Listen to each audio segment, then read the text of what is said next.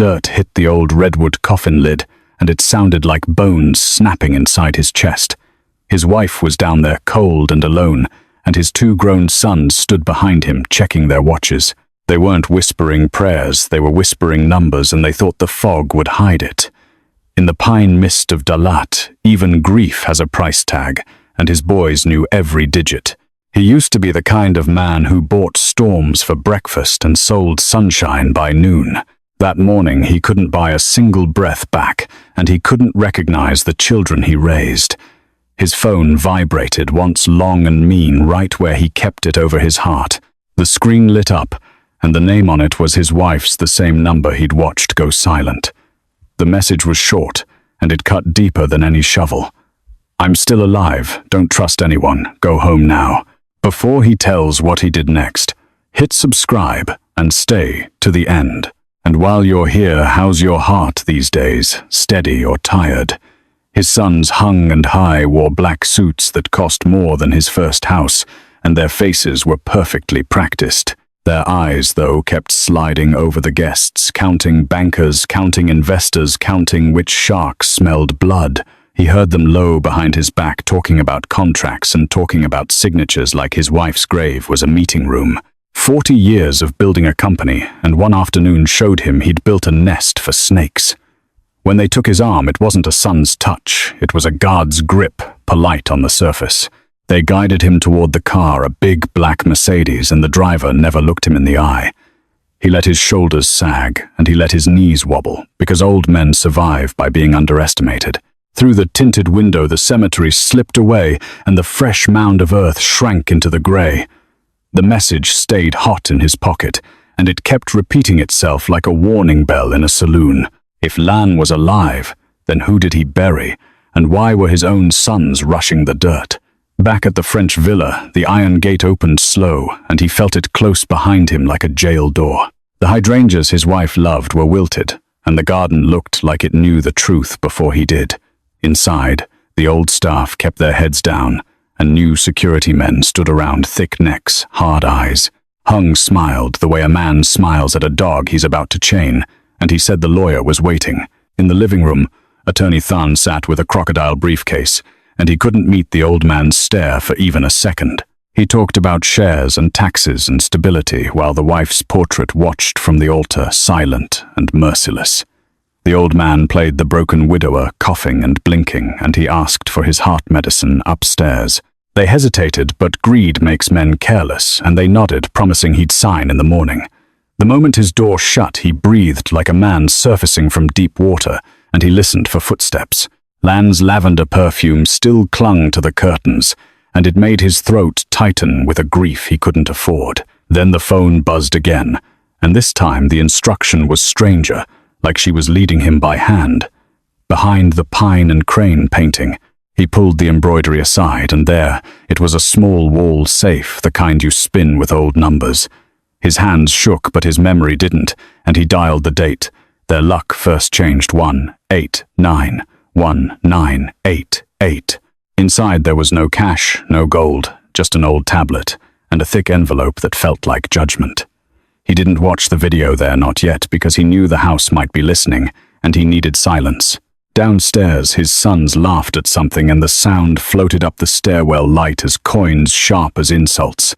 He slipped the tablet and let her into his robe, and he promised himself he'd act dumb until he found a door. In the mirror, his face looked older than 70, and his eyes looked like they were done asking permission. He went to bed early, and he lay still, hearing guards pace the hallway like boots on a wooden porch. Somewhere below the clock struck midnight, and he held his breath because old men can wait longer than young wolves. In the dark, he typed nothing, he called nobody, and he only stared at that one line, "Don't trust anyone." By the time dawn began to pale the fog, he had one decision left. He was going home, but he wasn't going alone. The trouble with funerals is this: they don't just bury the dead, they also bury the lies men refuse to see. He had trusted blood over truth for decades, and now truth was tapping his pocket, telling him his blood had turned black. Out in the courtyard, a new guard lit a cigarette, and the small glow told him exactly where the night was watching. He closed his eyes, and he asked Lan in his head just once, If she was alive, what hell was coming next?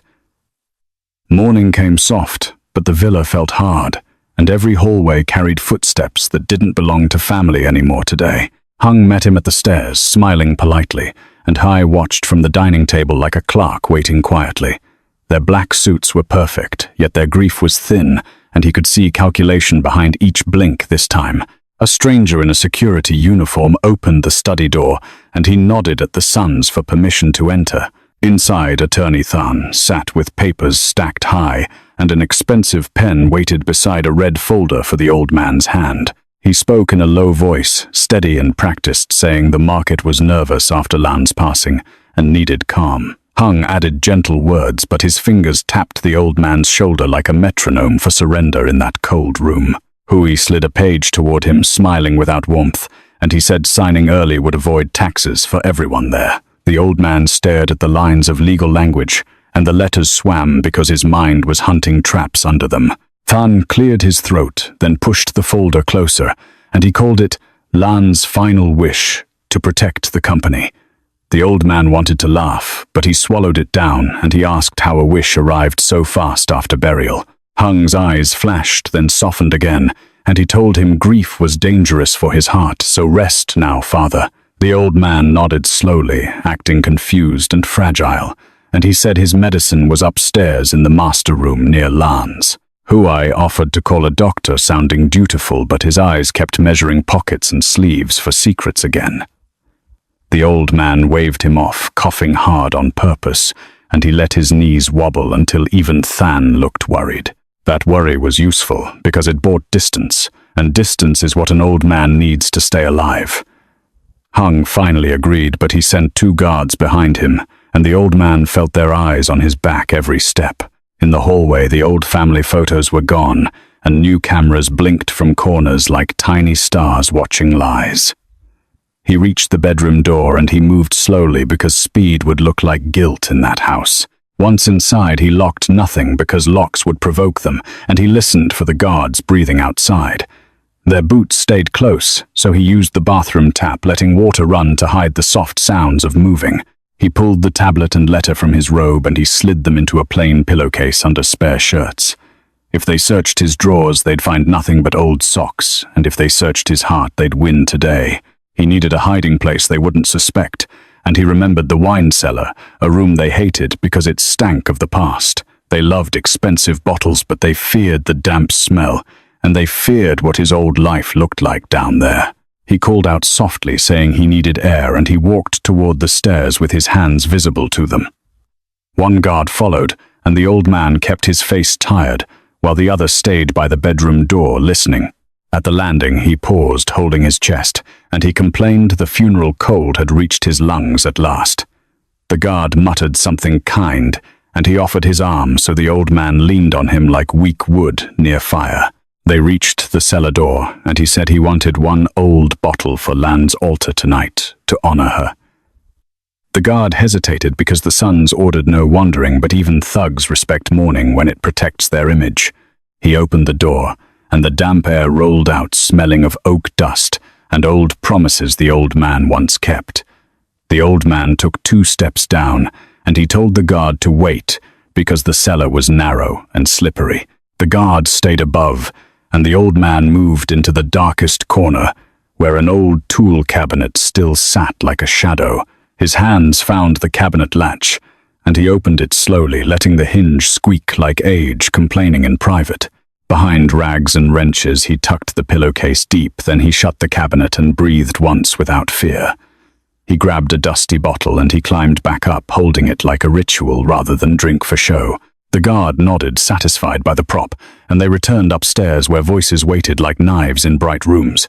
In the study, Than pointed at the signature line, and Hung said the board meeting was at 8 sharp tomorrow.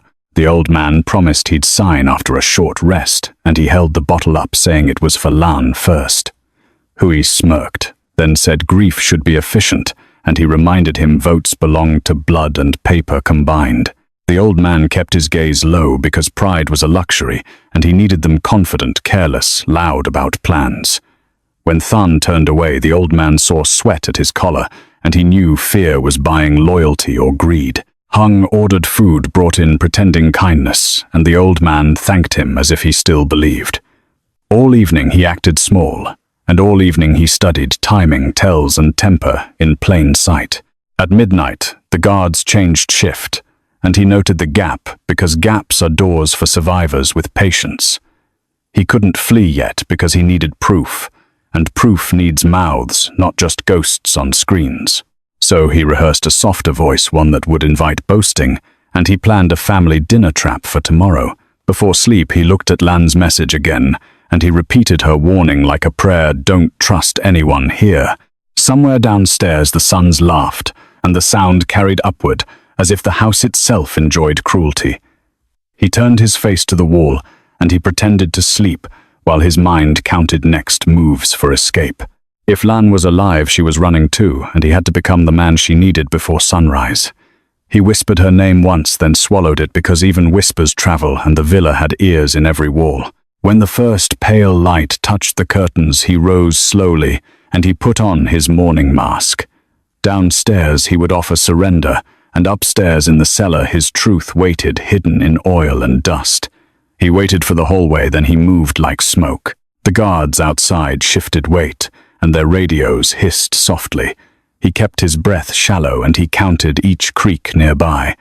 Lan's message burned inside him like a coal in cotton. Behind the pine and crane, a safe waited in silence. He lifted the embroidery carefully, and dust floated like pale ghosts. The dial was old metal, and it resisted his trembling fingers. He spun the numbers slowly, and memory guided the clicks home.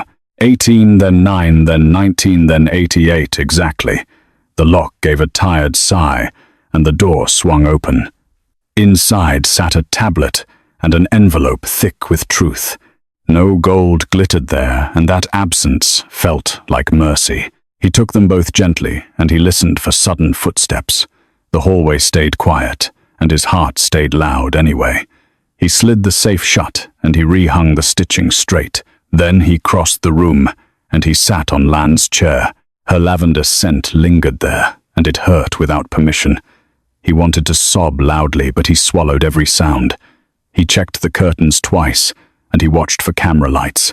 The villa loved its cameras, and he hated their unblinking patience. He opened the envelope slowly, and paper whispered against his thumb. Lan's handwriting leaned forward, and it looked rushed by fear. His name appeared first, and it felt like a last touch. He read the first line, and his throat tightened hard. She wrote with calm steel, yet the ink shook slightly. She told him not to cry and to think clearly. She said their sons were lost, and she called them devils. Those words stunned him because mothers rarely speak that way. She wrote about debts and about men who collect brutally. She mentioned bonds collapsing and private coins turning to ash. She warned of strangers in suits and strangers with knives. She said the company trucks moved poison hidden inside timber. That sentence made him cold, and his skin prickled everywhere. She said she found proof, and she planned to call police. She wrote they discovered her and they would silence her soon. She said he was next, and his pride meant nothing. She begged him to run and never trust the house. He set the letter down, and his hands shook harder. He stared at the tablet, and he feared what it held. A video file sat alone, dated the day she vanished. His thumb hovered above play, and his mind begged him stop. Then he thought of her grave, and he pressed the screen. The camera angle was high, and the bathroom looked too bright. Lan sat on a stool, and her face seemed exhausted. Hung entered with a cup, and he smiled like devotion. Hui followed behind him, and his eyes looked flat. They spoke gently at first, and they called her mother sweetly. Lan refused the drink, and she waved them away slowly. Hung insisted again, and his tone stayed patient and smooth. Hai stepped closer, and impatience sharpened his voice quickly. Lan sighed at last, and she lifted the cup carefully. Her eyes searched their faces, and she trusted them anyway. She drank, then she blinked as if something tasted wrong. Minutes passed in silence, and his stomach dropped. Lan held her belly, and she tried to stand upright. She swayed once, then fell, and tiles caught her hard. He covered his mouth, and he forced his breath to stay. The boys did not help, and their stillness screamed loudly. Hung checked his watch, and he looked bored and certain. Hui raised his phone, and he aimed it at her. Lan struggled weakly, and her face tightened with pain. The camera caught her eyes, and they looked straight at him. Then the screen went dark, and his world went with it. He sat frozen there, and the room felt airless. His sons had crossed a line, and there was no return. He wanted to smash the tablet, but evidence must survive. He wiped his face slowly, and he tried to think ahead. If they heard him crying, then they would come quickly. So he swallowed his grief, and he became a quieter man. He replayed Lan's eyes, and he understood her warning better. Someone had sent that message, and it was not impossible. Maybe Lan had planned a trick, and someone finished it. Or maybe she lived somehow, and she hid beyond reach. Either way, he needed proof, and he needed time tonight. He slid the tablet away, and he folded the letter twice. He placed both inside his shirt, and he felt their weight. The truth was heavy, yet it made him stand straighter. A footstep paused outside, and he heard a faint cough. He killed the tablet screen, and he sat like a statue. The doorknob twitched once, and then the hallway went still. His pulse hammered loudly, but his face stayed dull and blank.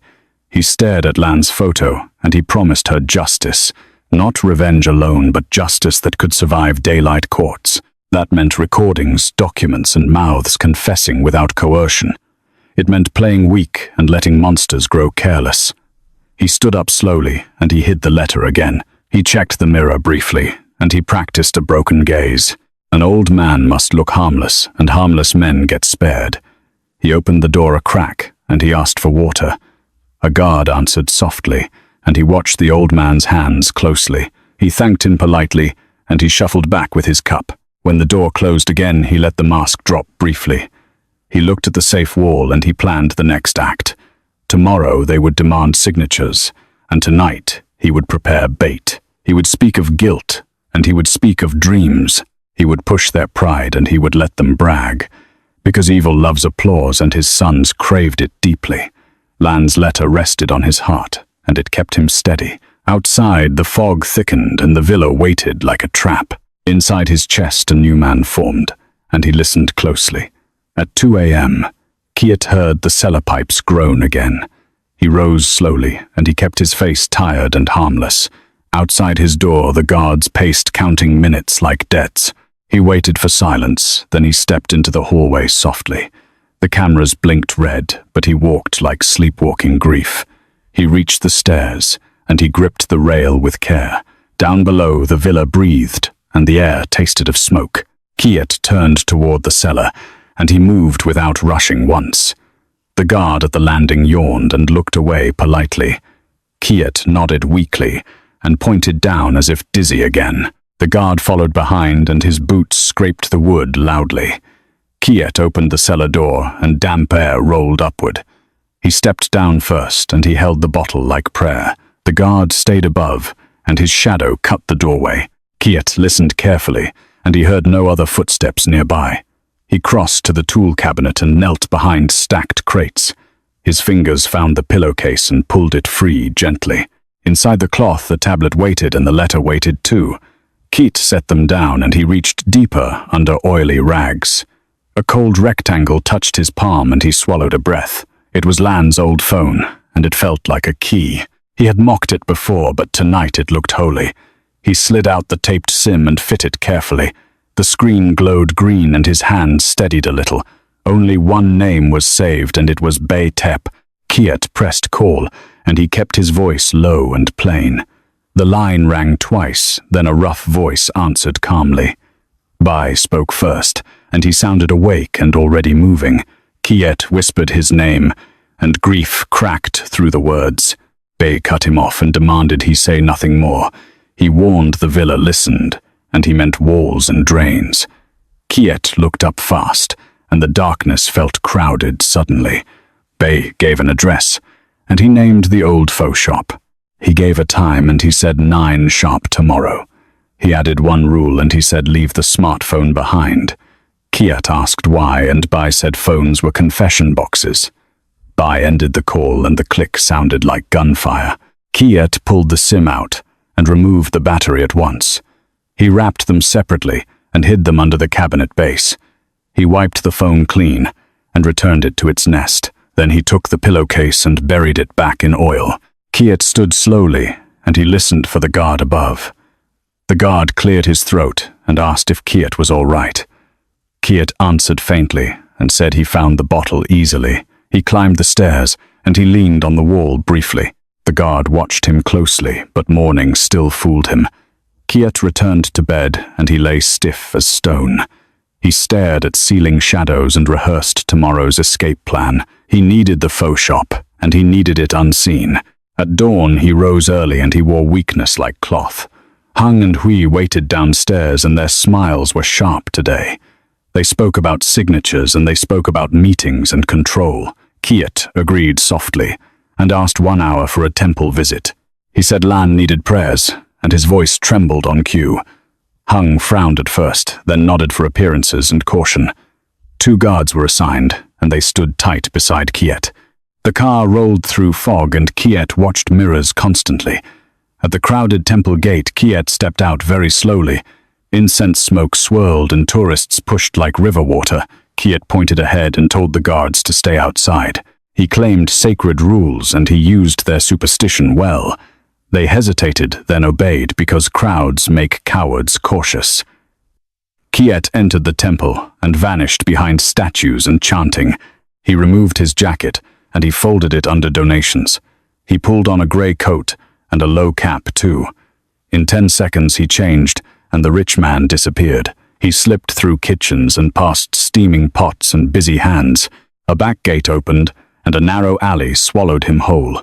His heart thumped hard, but he kept his steps measured. He waved down a motorbike and offered cash without bargaining. The driver nodded fast and sped toward the old fur shop. Kiet kept his head down, and he watched for tailing cars. They arrived at a quiet corner, and the shop smelled familiar. Steam rose from broth, and it reminded him of youth. He sat alone, and he let the noodles cool untouched. Minutes passed slowly, and the doorbell jingled once at last. Bei walked in, and his eyes scanned every table first. He looked older now, and sun had carved his face deep. He sat opposite Kiet and placed a black folder down. No greetings came, and that bluntness felt strangely comforting. Bai opened photos and showed containers at the Haiphong port. He flipped another page and revealed hollow timber packed tight. Kiet understood without words, and shame burned his throat raw.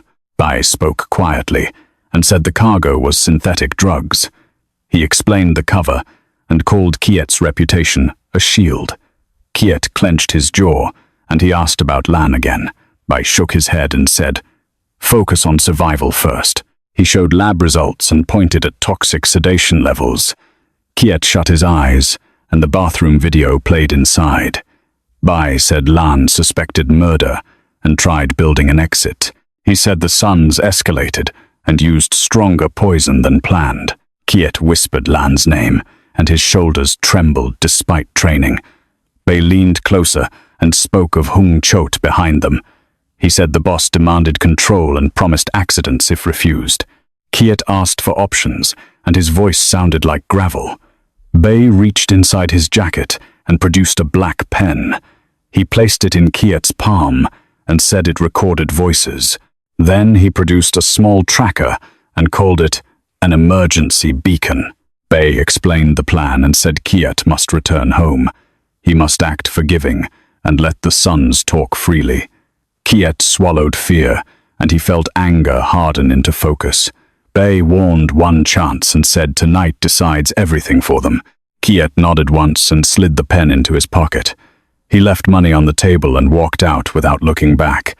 The sunlight felt wrong, and the city looked unchanged and cruel. Kiet hailed a taxi, and he returned to the villa quietly. He carried grief inside, and he carried a trap inside too.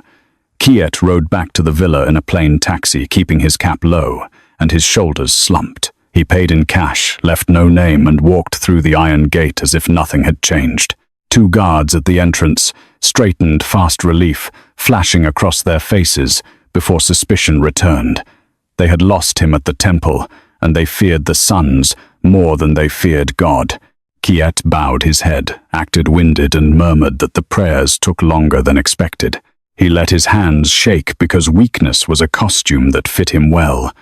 Inside the foyer, the air smelled like polished incense and control. Hung stepped forward first, anger tight in his jaw, and his voice came out sharp. "Where did you go, father? We nearly called everyone." Kiet blinked slowly as if the words arrived late, then sighed like a man drained hollow. "He said the temple was crowded. He said Lan deserved patience." He said his chest felt heavy again. Hui watched from behind, eyes narrowed, measuring every breath and every pause. Kiet kept his gaze low and let them believe he was slipping away. They guided him into the living room where Attorney Than still sat with his folder closed. The lawyer rose, offered sympathy, then glanced at Hung for permission like a servant in silk. Kiet noticed the small tremor in Thun's fingers and he filed it away. Fear, greed, or both, all three were useful if handled right. Hung ordered tea, Hai ordered food, and both ordered time because markets do not wait for funerals. Kiet nodded to each command, then spoke softly, telling them he would sign tonight. The promise landed like a coin, and their faces brightened. Kiet asked for one thing, a proper family dinner, just the three of them, and Lan's portrait nearby. He said he wanted peace before he let go, and he wanted to toast her memory once. Hung hesitated, then smiled, because a dinner sounded safe and looked good to servants. Hui laughed already, thinking of victory, and told the chef to bring in the best. Kiet agreed, then added that he wanted quiet, no staff hovering, no guards crowding the table. He said Lan hated noise, and he wanted to honor her rules. Hung pretended to respect it, but Kiet saw the calculation. Kiet walked upstairs slowly, and the guards trailed him like shadows. In his room he washed his face, and he stared at his reflection until the old man vanished. He took Bay's recording pen from his pocket, turned it in his palm, and felt its cold certainty. He hid it inside the inner seam of his jacket, close to the ribs where hands would not pat casually. Then he placed the small tracker under his watch band, tight enough to hold, loose enough not to bite. He practiced one line in a whisper, "I am ready to step aside." Downstairs, the villa shifted into celebration disguised as mourning. Hai ordered wine from the cellar, and he ordered steaks, and he ordered music turned low. Hung corrected him, reminding him the altar still stood, but the correction sounded weak, almost theatrical. Kiet listened from the top stair, catching the tone that mattered, not the words. They were no longer sons begging, they were owners taking inventory. Kiet moved into the study for a moment, and he saw the documents laid out in perfect order. The signature lines looked like open mouths waiting to swallow his life. When the table was set, Kiet came down with his slow shuffle, his shoulders rounded, his eyes dull. He greeted Lan's portrait with a long stare, then bowed his head as if defeated. Hung pulled out a chair for him, the gesture polished, the intent sharp. Hui poured wine generously, and his hand shook with excitement rather than grief. Attorney Than stood at the edge of the room, eager to be invisible. Kiet asked him to sit too, just for a minute, because family should witness closure. Than obeyed, though his eyes kept darting to the doors and the guards. Kiet spoke first, telling a small story from the early days when Lan split a bowl of noodles with him. He let his voice soften, and he watched their faces tighten with impatience. He mentioned how Lan believed a home was built from trust, not money, not titles, not fear. Hung's smile thinned. Hui rolled his eyes, and Kiet felt the trap setting itself. He asked them to promise they would protect the company and protect their mother's name. Hui promised quickly, too quickly, and Hung promised with a calm that sounded rehearsed. Kiet nodded, then placed the papers between them. He did not reach for the pen yet. Instead, he asked one quiet question, and he asked it like an old man confessing weakness. "Did your mother suffer at the end? Did she say anything to you?" Hung answered fast. Doctors said it was sudden, nothing could be done. Hai added a joke about superstitions, then caught himself and drank to cover it. Kiet let a long silence stretch because silence makes proud men talk. He said he had dreamed of Lan and she looked frightened and she told him not to trust anyone. The words changed the air. Hung set his glass down carefully and his eyes sharpened, searching Kiet's pockets again. Hoi laughed too loud, then asked if grief had finally broken his mind. Kiet shrugged as if ashamed and apologized, saying he was old and confused. Then he leaned forward and offered them what they wanted: full control, full transfer, full peace. He said he would sign after dinner, and he asked them to speak freely because tonight was their victory. Greed warmed them, and arrogance loosened their tongues exactly as Kiet needed. Kiet lifted his glass toward Lan's portrait, then toward his son's, and he forced a tired smile. He said one toast to family, to the company, and to a future without burdens. Hung echoed it, already tasting power, and Hai echoed it, already planning escape routes. Kiet listened for the words behind their words, the slips, the pride, the careless cruelty. He kept his hands still, protecting the recorder, protecting the tracker, protecting the chance Bai promised him. Outside the windows, fog pressed close, and inside the villa, the trap tightened by inches. Kiet did not feel brave. He felt focused, and focus was enough. Kiet sat at the head of the table, shoulders slightly bowed. Crystal light trembled above, reflecting wine like dark warnings. Hung smiled politely, but his eyes stayed hard and watchful. Hai drank first, as if victory needed a quick toast. Attorney Than hovered near, pretending he belonged to mourning. Keet kept his hands still, hiding the recorder beneath fabric. He spoke softly, telling a story from their poorest morning. He described noodles shared and Lan laughing through tired hunger. The memory warmed him, but it cooled the sons immediately. Hung tapped his fork, annoyed by the slow, sentimental pace. Hoi rolled his eyes, then forced a thin, respectful smile. Kiet noticed everything, and he let the silence lengthen again. He raised his glass toward Lan's portrait across the room. He thanked her for loyalty and for holding the family together. Hung lifted his glass too, but the motion looked rehearsed. Hui lifted his glass higher, like celebrating a business deal. Kiet lowered his glass, and he did not drink yet. He asked them to tell him about Lan's final hours. Hung answered smoothly, saying the doctors called it sudden failure. Hui added a careless shrug, saying old hearts stop without warning. Kiet nodded, then said he had dreamed of Lan last night. He said she looked frightened, and she kept repeating one warning. Hung's smile tightened, and his knuckles paled around the stem. Hui laughed too loudly, then coughed, pretending it was wine. Kiet apologized, acting embarrassed, and he dabbed his mouth slowly. He said, age makes men superstitious, and grief makes men weak. Hung leaned forward, telling him weakness would spook investors tomorrow. Hui agreed, saying signatures were the only medicine left. Kiet glanced at the documents, then back at their faces. He asked why the papers arrived so quickly after burial. Tan cleared his throat, and he said, paperwork moves fast now. Kiet looked at Tan, and he saw fear living there. Kiet smiled gently, as if trusting an old friend still. He said he would sign tonight, and both sons relaxed. Hui poured more wine, filling Kiet's glass to the rim. Kiet accepted the glass, but he only smelled it first. He said Lan hated waste, and he hated waste too.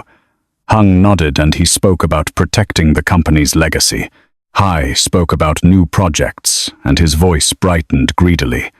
Kiet listened, then asked who would handle the board votes. Hung answered confidently, saying control would stabilize everything immediately. Hai added that foreign partners demanded new leadership by morning. Kiet repeated the word partners, as if tasting it carefully. Hai corrected himself, saying investors, then laughed at the slip. Kiet chuckled politely, and he let the slip remain hanging. He asked about the new guards and why old staff vanished. Hung said security was necessary because rumors attract dangerous people. Kiet nodded, and he said rumors can also be truth. Hui scoffed, saying truth was whatever courts could prove later. Kiet kept his face blank, like a tired man surrendering. He asked a simple question whether they loved their mother. Hung answered yes, quickly, like checking a required box. Hui answered yes, slowly, with irritation behind every syllable. Kiet asked how love looked when her grave was fresh. Hung said grief was private, and business was public duty. Hui said grief was expensive, and markets punish hesitation quickly. Kiet stared at Hui, then he looked down at Lan's photo. He whispered that Lan always feared money would poison children. Hung stiffened, and he asked why Kiet kept circling death. Kiet said he needed peace before he signed away everything. Hui leaned in, and he told Kiet peace was earned. Kiet nodded, then he asked about the closed coffin days earlier. Hung's jaw twitched, and he said the injuries were unbearable. Kiet said a husband deserved one last look, even broken. Hui snapped that Kiet would have fainted, causing public scandal. Kiet apologized again, acting ashamed, letting them feel superior. Then Kiet asked what Lan said right before she fell. Hung replied nothing, and he looked away too quickly. Hui replied nothing, and he drank again too quickly. Kiet leaned back, letting the chair creak like old bones. He said he had received a message during the funeral. Hung's eyes widened, then narrowed, then returned to control. Hui froze, and the color drained from his cheeks. Kiet kept his tone gentle, like sharing a harmless mistake. He said the message claimed Lan was still alive somewhere. Hung laughed sharply, calling it cruel scammers hunting wealthy widowers. Hui forced a laugh too, but it broke halfway through. Kiet nodded, saying scammers are clever and families can be cruel. Hung asked to see it, and his voice carried command. Kiet said later after dinner, after signatures, after closure. Hui slammed his glass down, then pretended it was accidental. Thun flinched and his chair scraped softly across the floor. Kiet turned toward Thun, and he asked if Thun believed Lan.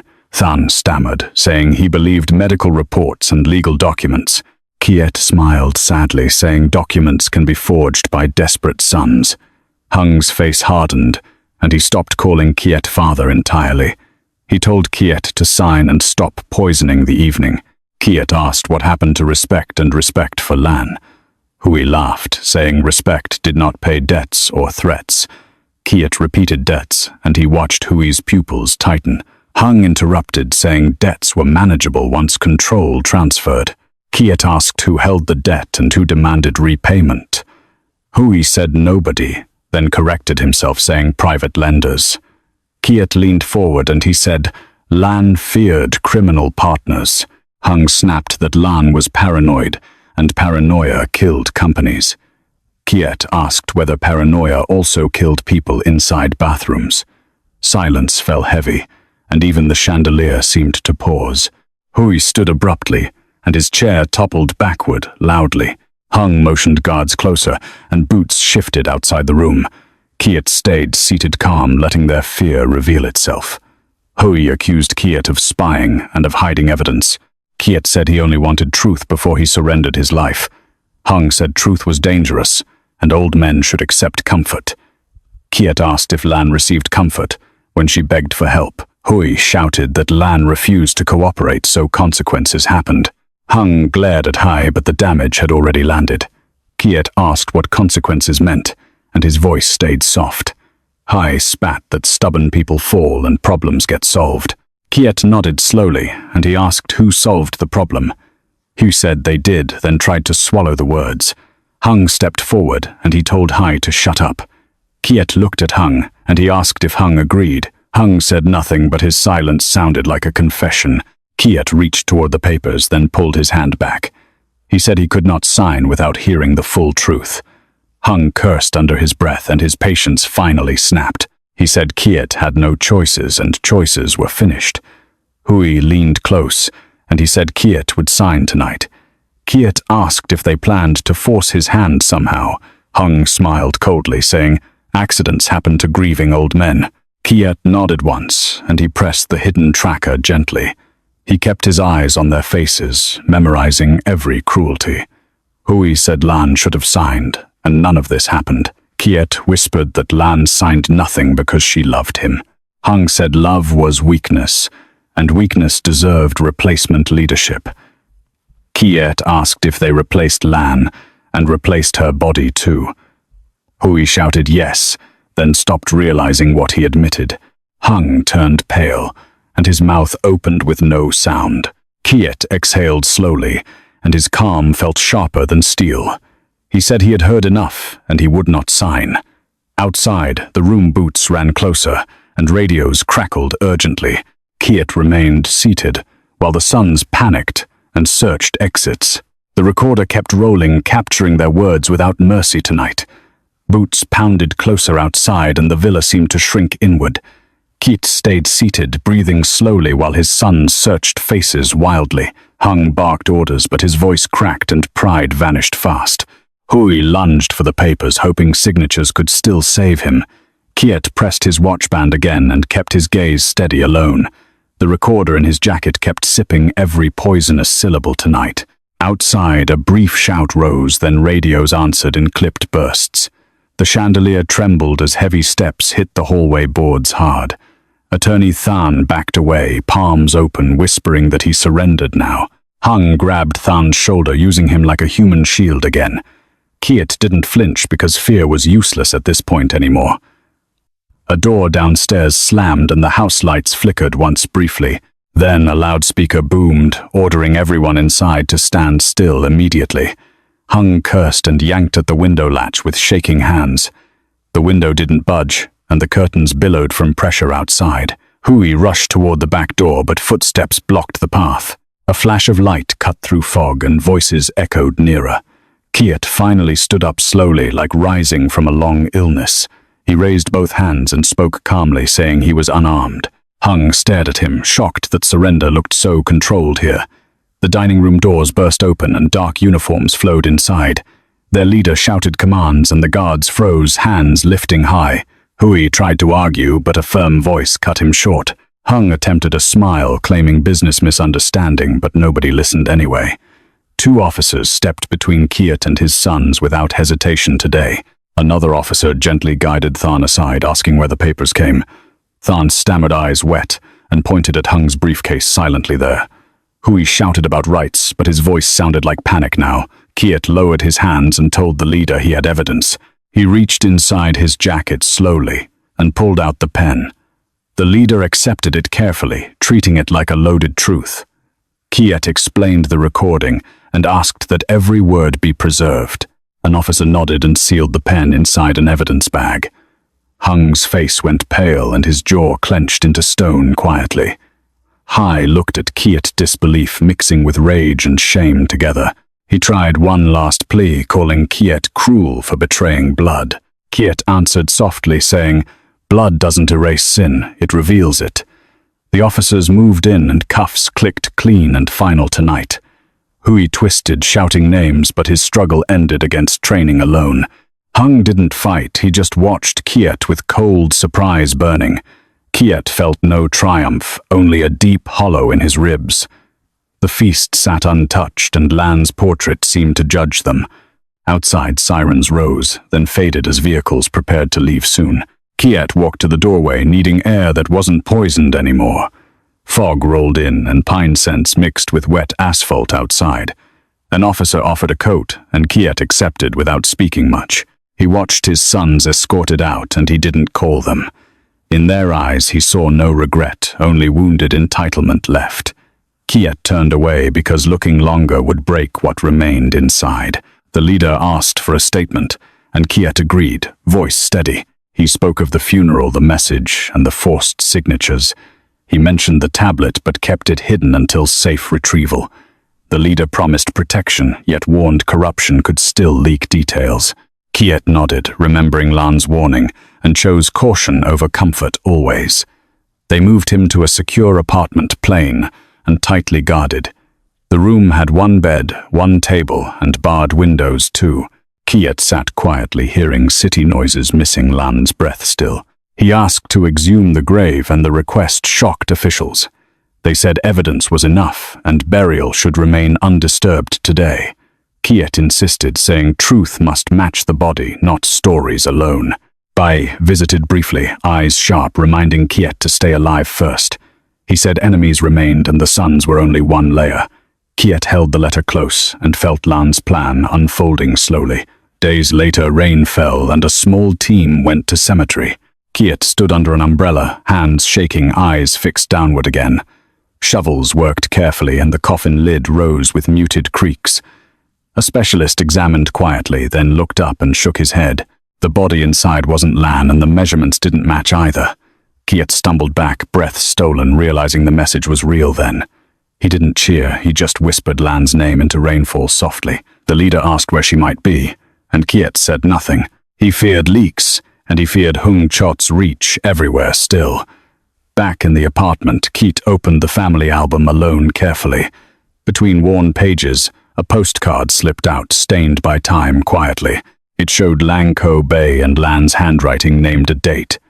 Kiet felt his chest tighten and hope returned sharp and dangerous. He hid the card inside his shirt and thanked the guard. That night, Kiet planned quietly, knowing he must travel alone soon.